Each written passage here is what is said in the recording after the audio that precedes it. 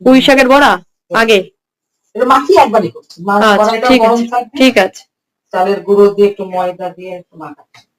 ও একটু হলুদ একটু কাঁচা লঙ্কা।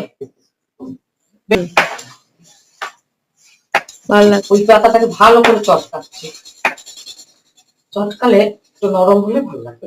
একটু জল দিয়ে দিলাম। বাহ, হয়ে গেল তো খুব তাড়াতাড়ি। আমি তো ভাবছিলাম অনেকক্ষণ লাগাবো হয়তো।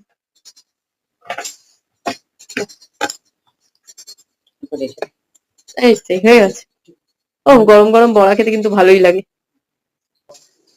চোখে লাগলে চোখে ধুয়েছ তো? ঝাল ঝাল ভালো লাগবে। কিভাবে ফাটলো পেটে, কিভাবে তোর চোখে লাগলো? বাপরে, আমি ভয় পেয়ে গেছি হঠাৎ করে।